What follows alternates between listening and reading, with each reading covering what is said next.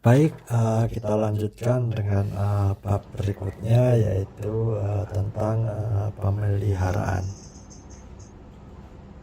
Yang pertama adalah jenis-jenis pemeliharaan. Jadi ada pemeliharaan terencana. Pemeliharaan terencana adalah proses pemeliharaan yang teratur dan merupakan bagian dari sistem manajemen pemeliharaan yang terdiri dari pemeliharaan preventif, pemeliharaan prediktif, dan pemeliharaan korektif. Pemeliharaan preventif adalah pemeliharaan yang dilakukan secara terjadwal, umumnya secara periodik, di mana sejumlah tugas pemeliharaan seperti inspeksi, perbaikan, penggantian, pembersihan, pelumasan, dan penyesuaian dilaksanakan.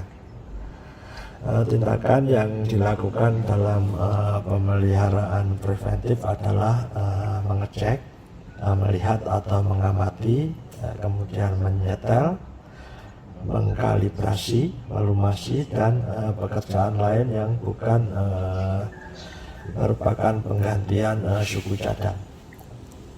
Apabila pemeliharaan preventif dikelola dengan baik, maka akan dapat memberikan informasi tentang kapan mesin atau alat akan diganti sebagian komponennya.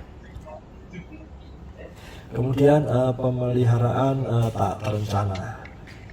Jadi pemeliharaan tak terencana adalah jenis pemeliharaan yang dilakukan secara tiba-tiba karena suatu alat atau peralatan telah lama rusak dan segera akan dioperasikan.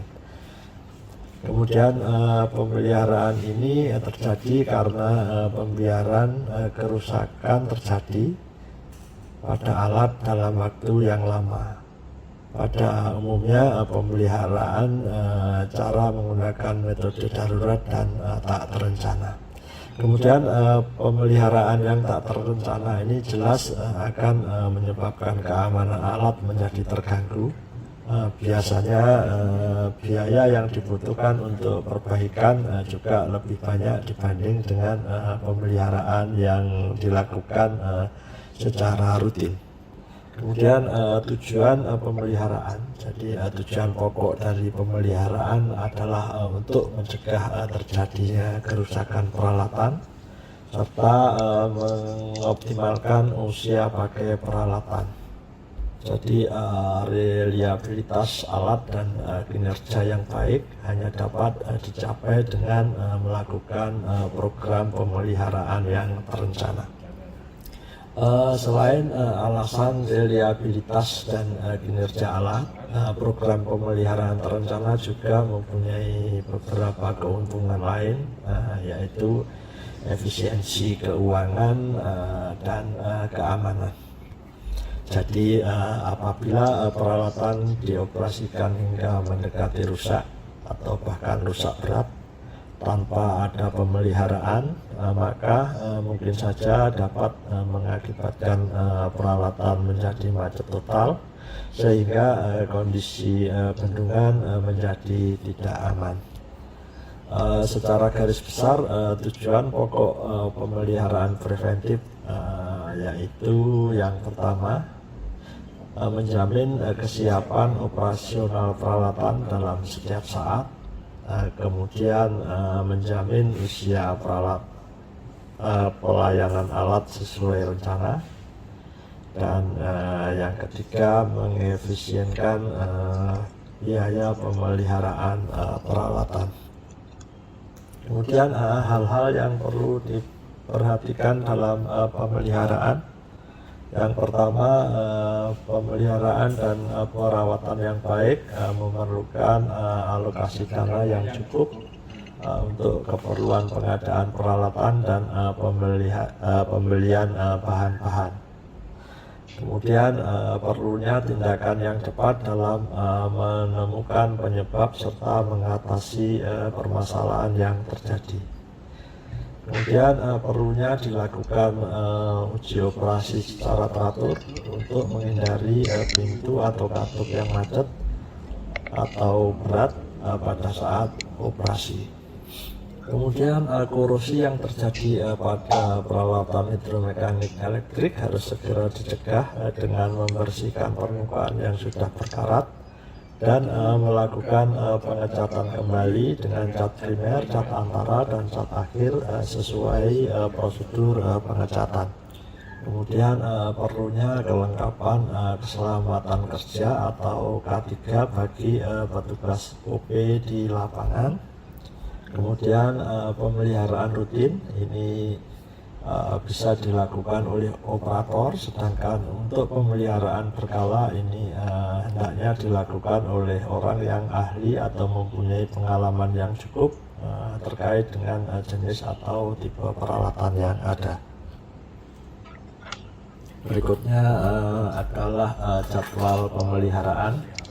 Jadi sangat penting untuk dilakukan pembuatan jadwal pemeliharaan dan pelaksanaan tugas secara berkala sepanjang tahun, sehingga operator atau petugas OP akan terbiasa untuk melakukan sejumlah tugas pemeliharaan dan pemeriksaan. Dan ini adalah tabel interval operasi pintu untuk beberapa kondisi. Ini meliputi lokasi atau fungsi dari peralatan, kemudian operasi normal, operasi selama banjir, dan operasi darurat. Jadi pada umumnya jadwal perawatan atau pemeliharaan peralatan mesin ini ditentukan oleh jam kerja. Namun jika kita lihat dari tabel di atas, maka beberapa peralatan memiliki interval pengoperasian yang relatif cukup lama, sehingga jam kerja alat per tahun menjadi sangat kecil. Dengan adanya kondisi tersebut, maka pemeliharaan tidak ditentukan oleh jam kerjanya, akan tetapi dalam interval waktu seperti harian, mingguan, bulanan, maupun tahunan. Kemudian interval operasi pintu untuk beberapa kondisi. Yang pertama, pemeliharaan harian. Ini pemeliharaan harian ditujukan untuk melakukan pembersihan pada ruang kontrol, ruang alat angkat, dan lain-lain. Kemudian pemeliharaan mingguan ini meliputi ruang pengangkat hidrolik. Ini yang perlu dilakukan adalah bersihkan lantai ruangan dengan sapu atau sikat lantai.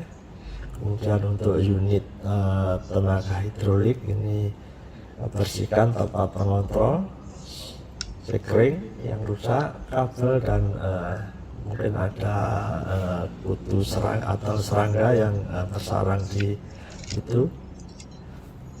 Dan ini adalah contoh dari kondisi ruangan dan unit tenaga hidrolik yang ada.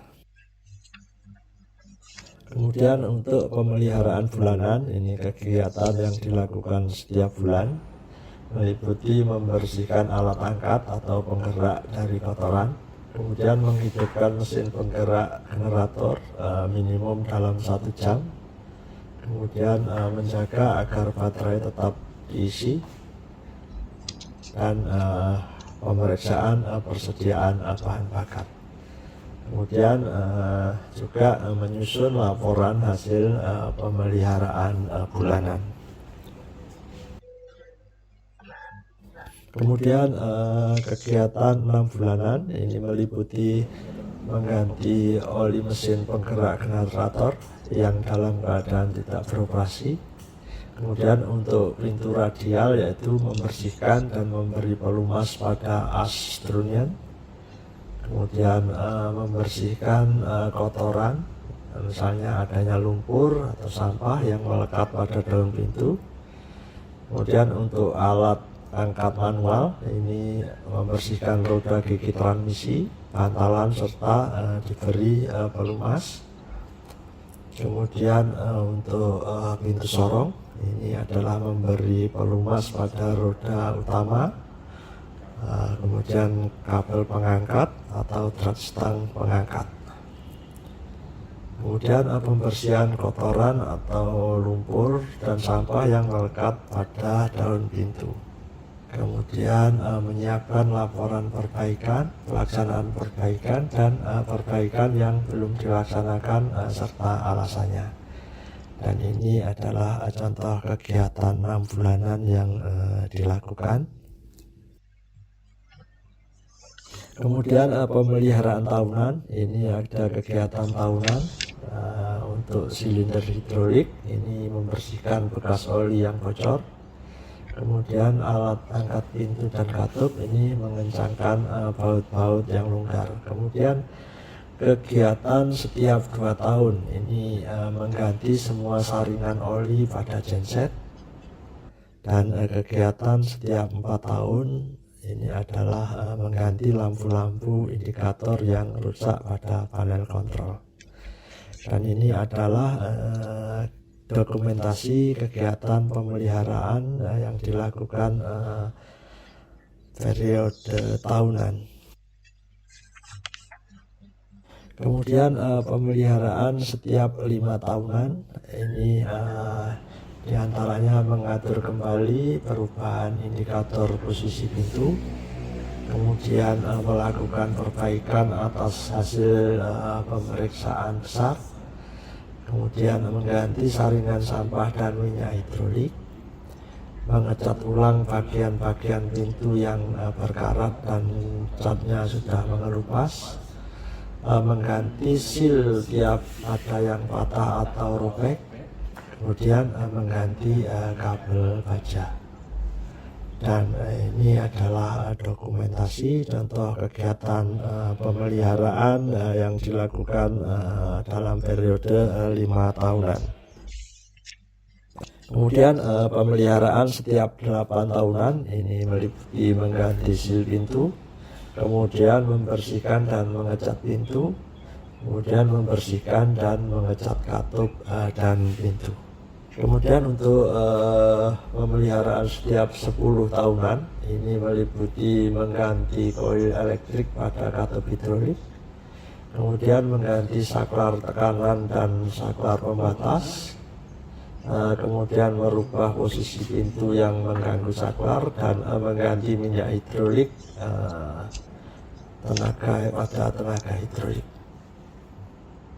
Kemudian kegiatan pemeliharaan setiap 15 tahunan, ini meliputi mengganti alat ukur tekanan, mengganti katup pelepas tekanan, mengganti pompa hidrolik, mengganti aki genset untuk unit penggerak sistem hidrolik, mengganti katup hidrolik.